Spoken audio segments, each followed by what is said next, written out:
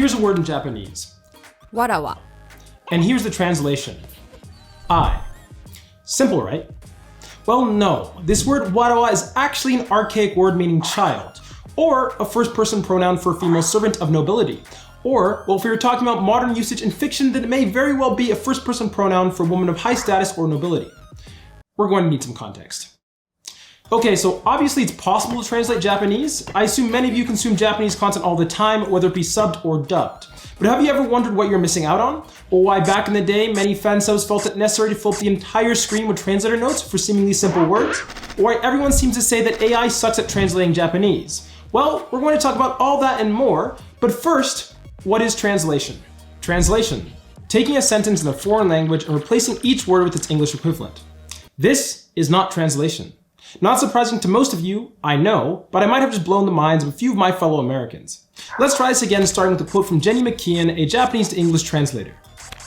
I get the sense that a lot of people think translators just write a literal translation of words in the original and then someone else turns it into a final script, which is not the case, McKeon said. We do have editors and they do a lot of fine-tuning, but being a translator is almost as much about being a writer as it is about knowing the language that you translate. Just so everyone's on the same page, here is a sentence. Dave kicked the bucket. Now, let's assume Dave did not literally kick a bucket, but instead this is an idiom to say that Dave died. Now, how would you choose to translate this into a language that doesn't have a similar idiom? Would you just say that Dave died or passed away? Doesn't that feel a little stale? Now what if Dave died in the act of playing bucketball, but we won't know that until book 3 because the author wants to maintain a sense of ambiguity about the fact that it was on this day that Dave became a zombie. This is all to say that literal translation is not really a thing, and translating for meaning is not always straightforward, and sometimes translating for meaning may very well not be the goal, but we'll talk about that later. You see that? That's Bobobo, my favorite TV show and anime as a kid. I would religiously record each episode on VHS, and if I missed an episode, I did not take it very well. I'm telling you this to let you know that I'm not here to hate on you for not knowing Japanese, nor for preferring watching TV shows dubbed nor subbed. As much as I love Bobo, the Bobo that I watched as a kid is very different from the original Japanese version, and over the course of this video, I'm hoping you can understand why. Similarity. That's pretty much it. How similar is one language to another? There's also culture, which encompasses all of this and more, but let's focus on language for now. With Japanese, it can be hard to quantify how different it is from English compared to a language such as Spanish, except it's actually not. Although we could take a linguistic approach to this by looking at language families, I think using classroom time required to achieve, let's say, a general professional proficiency in speaking and reading as denoted by the US Interagency Language Roundtable Scale will give us a rough idea. And what a coincidence! The US's Foreign Service Institute actually has a language learning timetable based on 76 years of language instruction to US diplomats that we can look at. Category 1, 600 to 750 class hours. Hey, they're Spanish. Category 2 and 3. And when you look at that, Japanese in Category 4 with 2,200 hours. And if we look at the previous version of the table, when there were 5 levels, we can see that Japanese also had an asterisk to denote languages that are, quote, usually more difficult for native English speakers to learn than other languages in the same category. Yay! Now let's talk about specifics. Now, before we jump into the realm of real sentences, I will need to give you a glimpse into some, not all, the differences between English and Japanese that can make translating difficult. From easiest to hardest, here we go. Sentence endings. Sentences in Japanese commonly end with something known as a sentence ending particle. Here are 2 sentences. ラーメンが好きです。ラーメンが好きですよ。 I like ramen. Sentence ending particles can modify the mood, tone, or implied meaning of a sentence. Yo adds a greater emphasis to the sentence. In some cases, you could think of this as a verbal exclamation point, which is to say that in translation, someone can make the decision to translate the second sentence as I love ramen. But there are words that more closely mean love, so is this a proper translation? Well, that's up for you to decide. Oh, and there are a lot of sentence ending particles. I was first confronted with this issue in translation when working on movie subtitles. I made the decision to not translate sa, a sentence ending particle that approximately means, you know, as it would sound like a weird dialogue between 2 undercover agents interrogating each other. Now, although Japanese has the ability to construct active sentences, a huge chunk of the time it is more natural to construct passive ones. I finished my homework? No. My homework is finished. He hates me. No. I am hated by him. My teacher praised me. No. I was praised by my teacher. This may seem subtle, but I will reiterate that it is perfectly possible to construct active sentences in Japanese. People just don't, which can make English translations sound a lot more direct than they actually are. Keep it simple, stupid. KISS, an acronym I was taught in workshop class, but also feel relates to written and spoken English. Keep sentences short and concise. These are all lessons you can forget when using Japanese. It is not only common to speak or write with massive never-ending run-on sentences, it actually makes you sound more natural. Therefore, when translating into English, it can be very common to break Japanese sentences into a bunch of shorter ones, which although more natural to an English speaker's ear, does change the delivery and meaning of the sentences in a significant way. To quote a Japanese professor of mine, the longer a sentence, the more beautiful. Ayami desu. I'm Ayami is how you'd translate this sentence if you wanted to be wrong. As Ayami was responding to the question, if you were to change your name in the future, what would your name be? Japanese doesn't have a future tense, nor a present, but it does have both at the same time, contextually. In simple situations, this is not too bad, but sometimes this can lead to ambiguity when you have to kill a cat when the author actually intended that the cat be alive. And yes, that was a physics joke. Do you have friends? Tomodachi imasu yo. If you're a glass half full type of person, we could translate this to, I have friends. And if you're not, I have a friend. When speaking Japanese, being able to wield this kind of ambiguity can be great, but as a translator, not so much.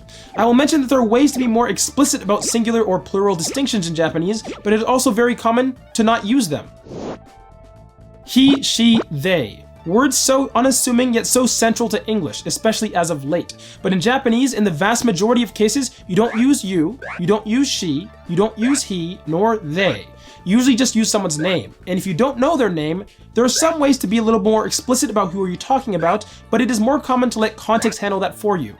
Although it generally isn't difficult to translate sentences into English as a result of pronouns, I think you can probably understand how it can be undesirable to be the one in charge of adding pronouns into English that simply weren't present in Japanese. Remember this example?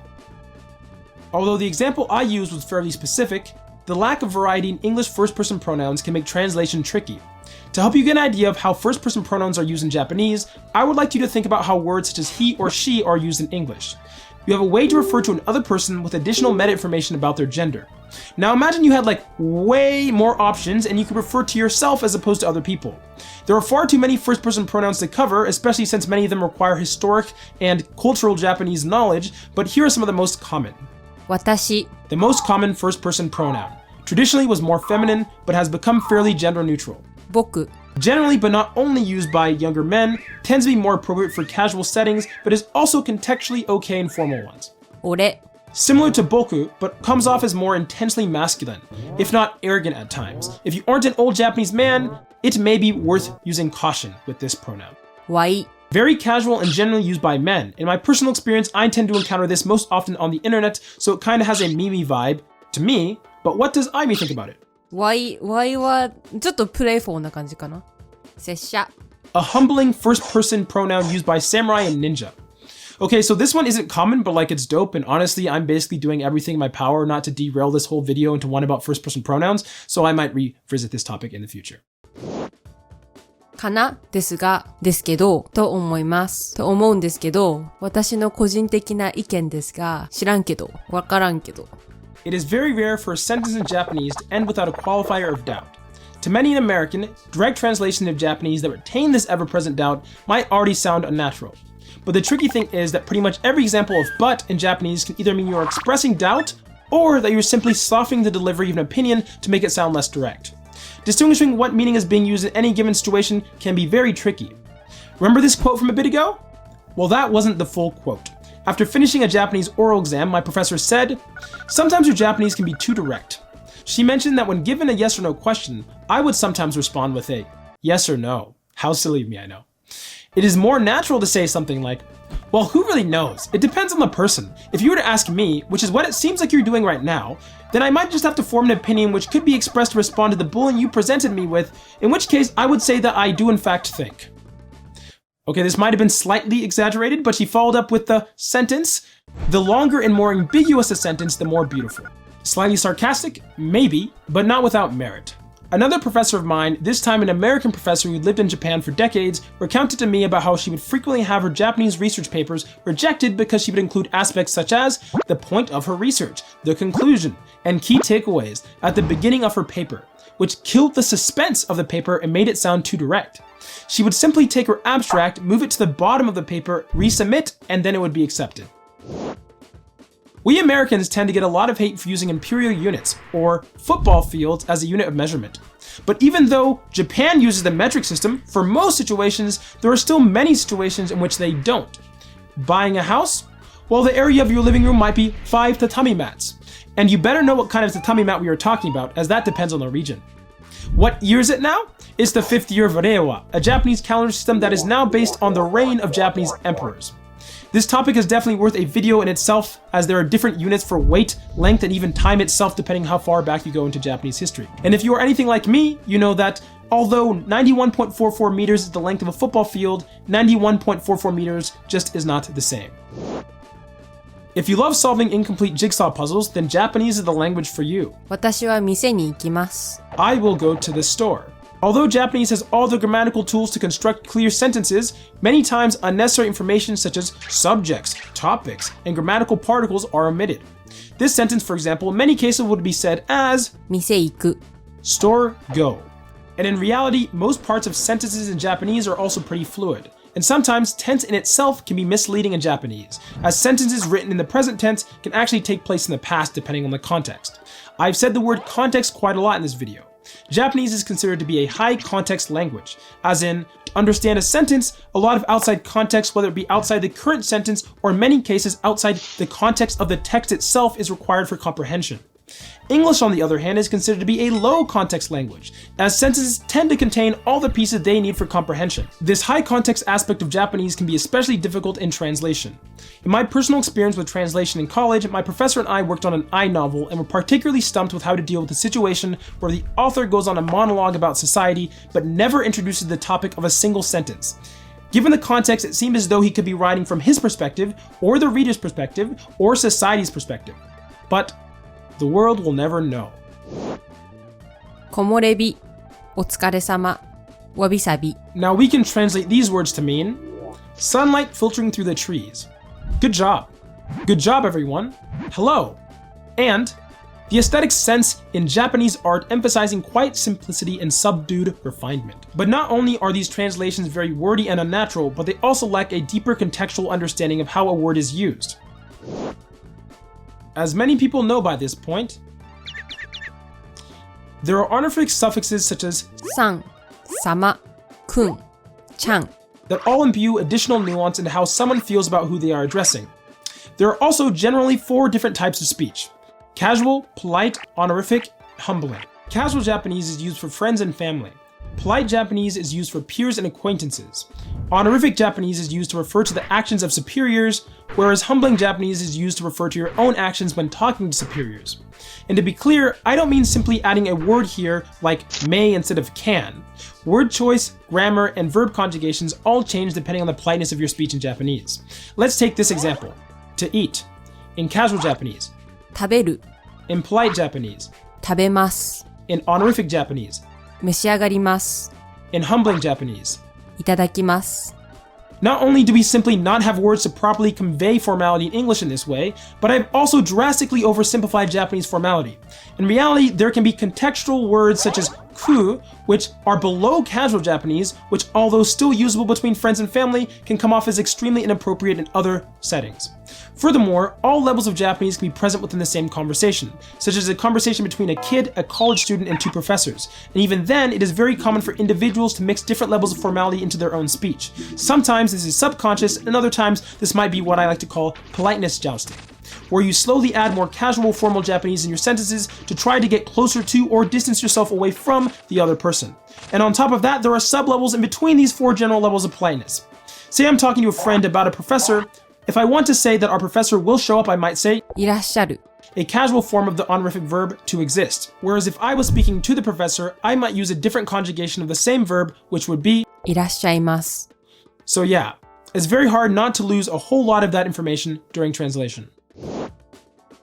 You crazy head. You're such a nuisance. Insulting people in Japanese is kind of lame. You can do it, and there's some words that would fit into the category of cuss words, but in terms of ways that people actually insult each other on a daily basis, well, first off, I've only ever once in my entire life heard a Japanese person actually directly insult someone else, and this was during a road rage incident, where one person called the other person a little bitty crazy head. Well, at least that's how much impact I felt from the words. The most common way to slight people in Japanese is to do so subtly. Use overly polite or casual Japanese, spread rumors behind their back, invite everyone but them to social events. Whereas in English, of course, we have, well, a literal culture of rap battling about people's mothers, as well as creatively describing how we'd like to insert household objects into a person's every orifice. With that said, クソ野郎、バカ、クソデブ、アホ、ゴミカス、ゴミ。 let's whoosh right into this next chakalaka section. Onomatopoeias are kaplawi words that are used to imitate blammin' real-life sounds. If my way of talking is driving you crazy, then be thankful that onomatopoeia usage is usually not directly translated over from Japanese to English.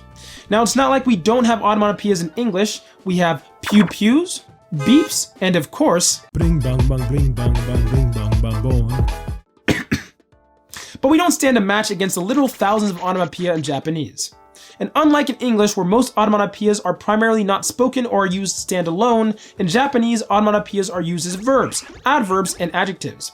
Here are some Japanese sentences with English translations that keep in the onomatopoeias to give you a more accurate sense of what a direct translation might sound like. My head hurts. It really throbs. When I first held his hand, my heart thudded. Her Japanese is really flap. Now, we discussed how idioms can be difficult to translate at the beginning of this video, and I think this is pretty easy to understand. Idioms are heavily tied to culture, and therefore even if you can translate it to an equivalent meaning, it is very difficult to also retain the original context and culture of the given expression. The cake I wanted so badly sold out. That's salt in my spinach. Because, you know, when you put salt on a leafy green, it also becomes, floppy and sad. I think you get the point. These things. I could make a whole video on them. Oh wait, I have. Kanji are symbols that carry multiple meanings and readings. In some contexts, this character can mean moon or month, and in some contexts, it can be pronounced as tsuki or getsu.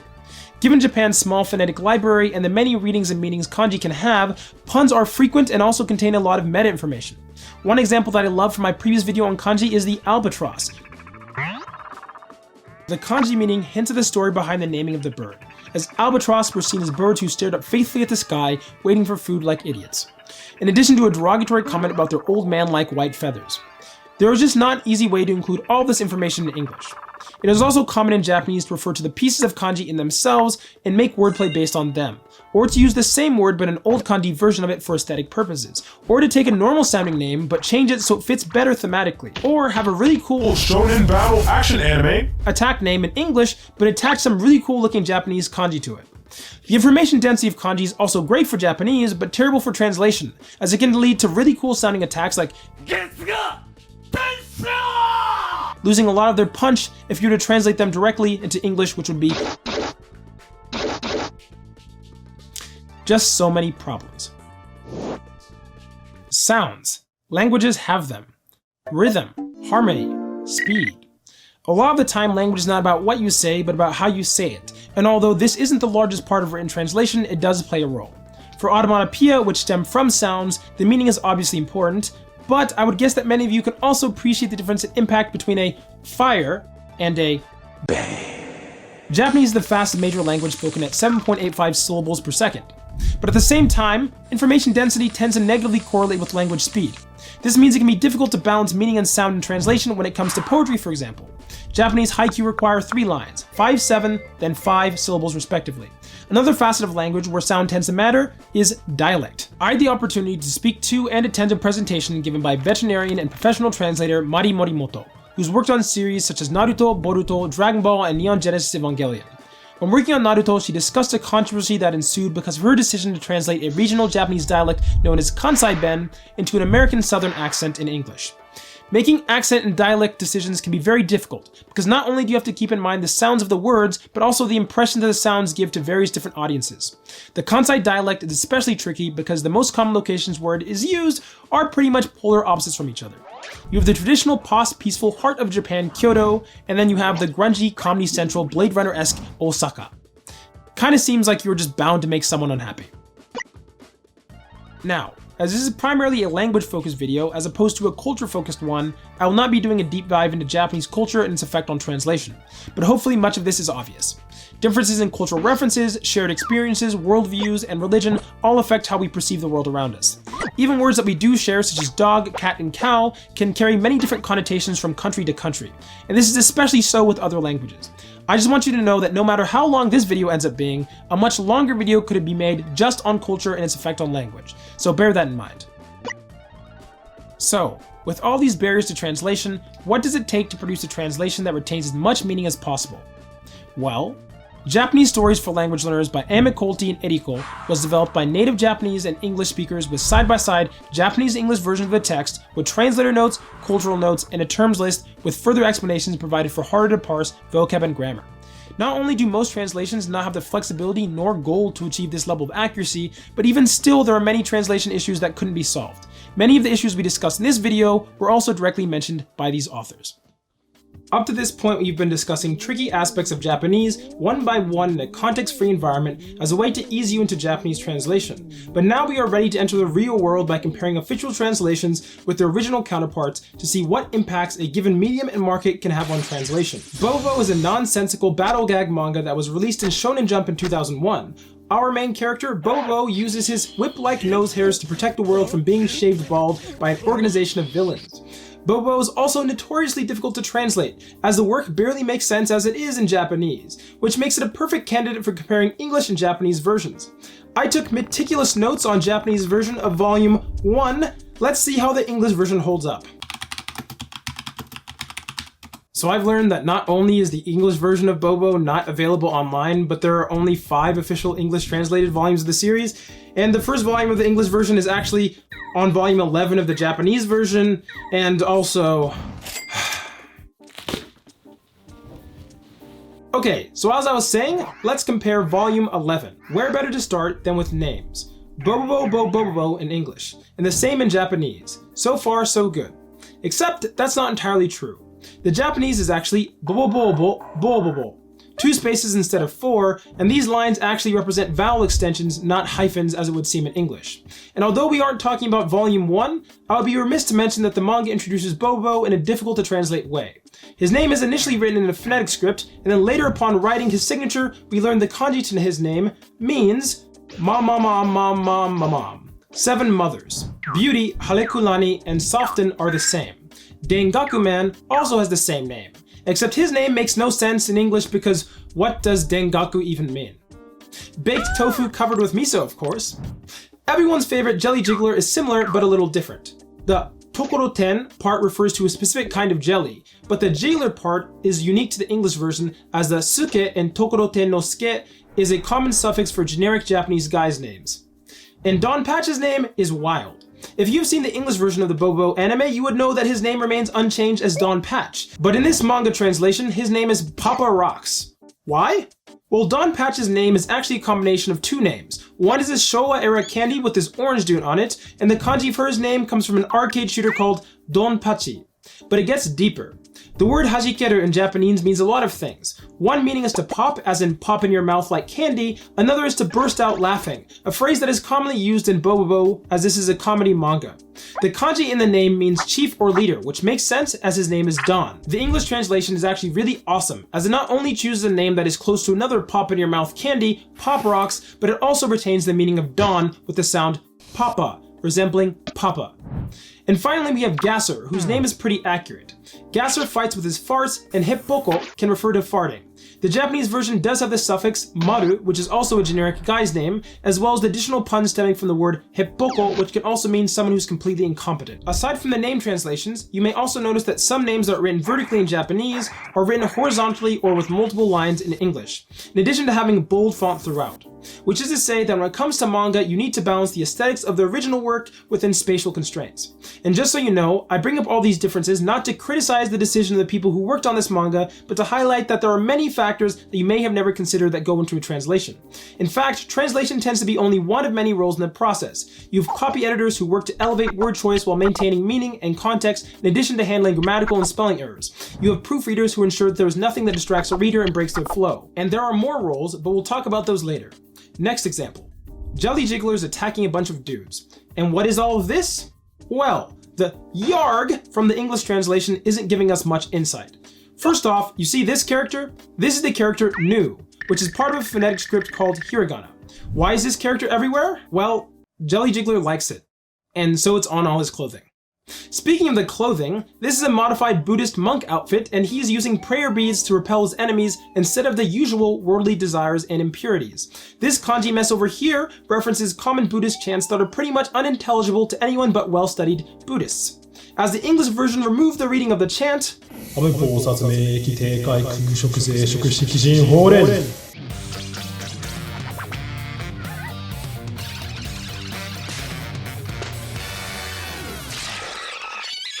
next up, kanji here, kanji there, kanji everywhere. How do you even begin to handle such a mess? Well, first off, the onomatopoeia, ban, is translated to doom. In the Japanese, beauty refers to this font as old idol font, referring to, I presume, late Showa era pop stars. Whereas in the English, this font is referred to as cheesy 70s font. Below, we can see helper text letting readers know that this text is Jelly Jiggler, who yes, was transformed into text, and that these kanji on the ground are the kanji for book.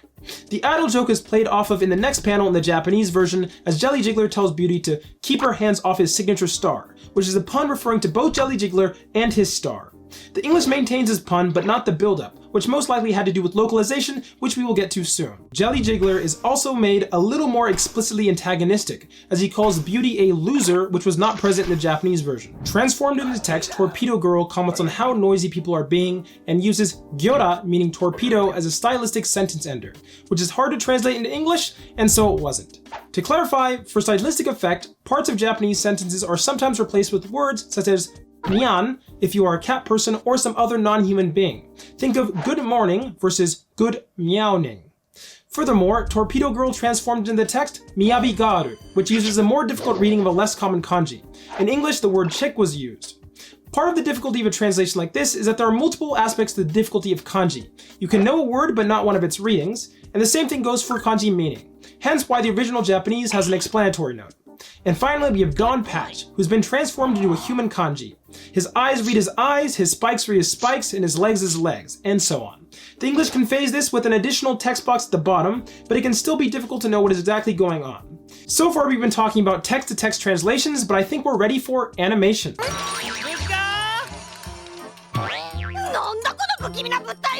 Now, unless you know Japanese, you probably didn't get anything out of that. The reason I showed you this is because before we discuss how translation gets impacted when going from manga to anime, it is worth pointing out what I believe might get taken for granted.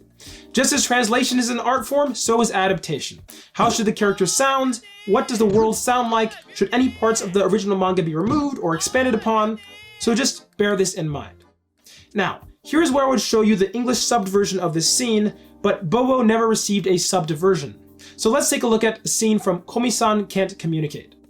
別に中学の時に個性を出そうとして痛い目を見たとかそういうのはない断じてない You probably don't need to know Japanese to know that the subtitles missed a whole lot. And when this was airing, people were very mad as non-official subtitles had way more detail than the official Netflix release.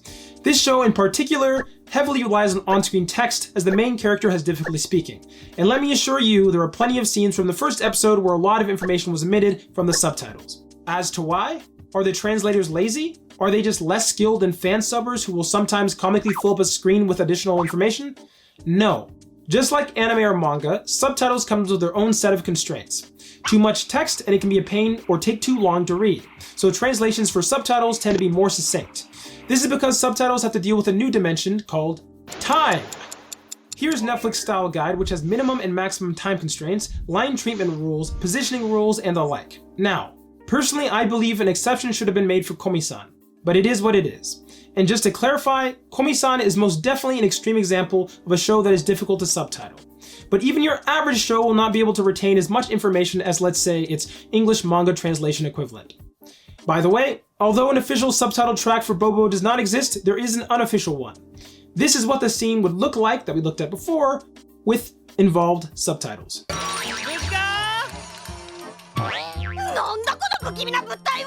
Is this better? Maybe, but either way, we can finally move on to the dub. This wouldn't be so bad if I could just read Japanese. First off, I'd like to once again point out the work that voice actors do.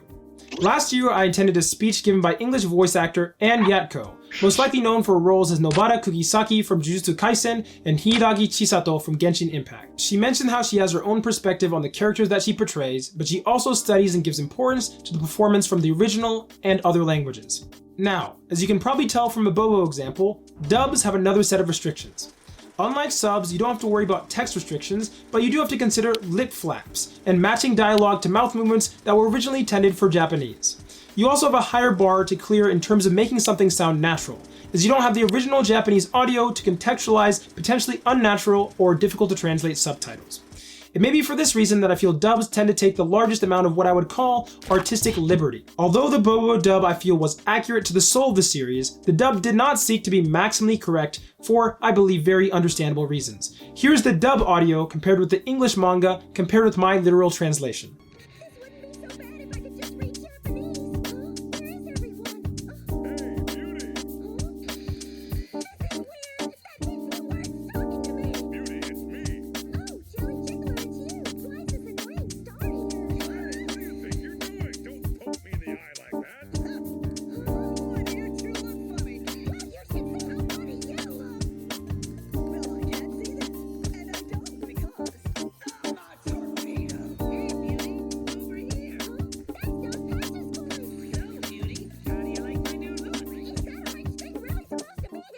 Next up, they came in like King Keshi. That's such a good one. Oh, sorry, let me show you the English translation. Here you go. Wait, you still don't get it? Ultimate muscle? Come on, you know it. This dude? Wait, seriously? You don't know? Oh, well, this is the eraser he's talking about. Let's talk about localization. The process of adapting a product's translation to a specific country or region. It is the second phase of a larger process of product translation and cultural adaptation for specific countries, regions, cultures, or groups to account for differences in distinct markets. Now, interestingly, the English manga for Bobo did not decide to localize the reference to ultimate muscle erasers. This may have been because the manga and anime were being distributed around the same time as Bobo was, and also because the erasers were released in North America. But I have to be honest with you, although I was aware of Ultimate Muscle, I've never heard of these erasers before, which is probably why the anime version ended up being... Hey, they've become as stiff as cardboard cutouts! One of the most famous examples of localization probably would be 4Kids, an American licensing company, handling the notion of onigiri, calling it a rice ball. These rice balls are pretty good. Which is fine. Calling them jelly donuts. Have a donut. That always cheers me up. Hilarious. But replacing them in post with sandwiches? It's a giant sandwich. Priceless. With that said, if I'm being honest, I didn't eat onigiri for the first time until my 20s, so maybe it was too much for my kid brain. Localizations such as this one tend to be lampooned, which I understand, but I do sympathize with decisions like this being made. If any of you have ever tried to show your parents anime of any kind before, you might relate to the small look of confusion that slowly grows on their face as small cultural references build up until they glance at you with a look of troubled disappointment. Now, as with all things, there are levels to localization. For example, arguably, despite the changes to Bobo, I personally feel the dub for Kaguya-sama. Oh my gosh! It's happening! Everybody, it's happening! 白金篠宮かぐやをデートに誘う答えは alters the tone, dialogue, and nature of characters enough to make it feel more localized. Whether that's a good or bad thing is up to you. And by you, I really mean the market, and by the market, well, I mean capitalism! Now, when talking about localization, it is impossible not to talk about ghost stories. A Japanese, well, who really cares? This is what the English dub ended up becoming.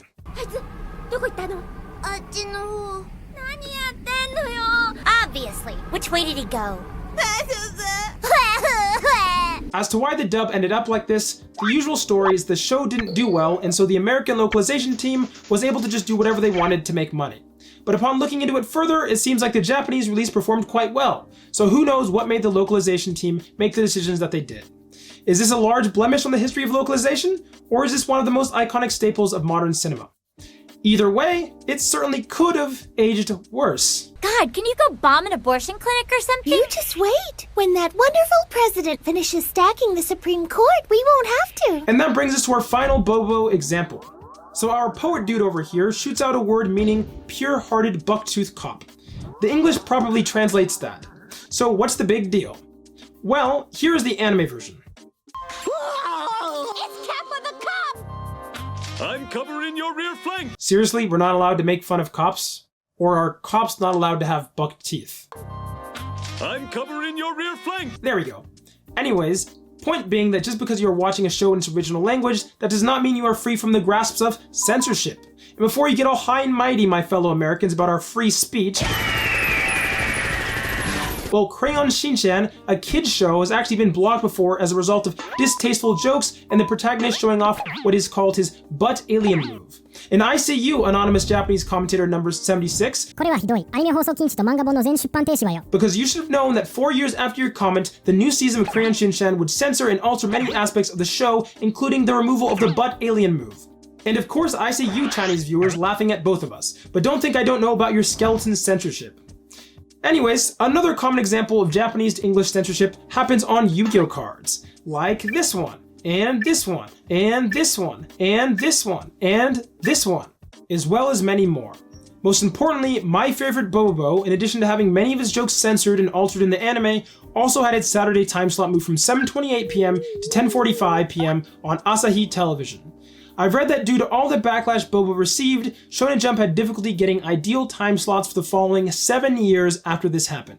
But I've had trouble verifying this claim. Either way, I have censorable feelings towards many a Japanese parent. Now, we can recap what we've learned so far with this spectrum I've made. The left side represents authenticity to the source material, and the right represents not that. Text to text is mostly fine, but can be restrained by the space. Adapting to film and video have their difficulties, but subtitles help.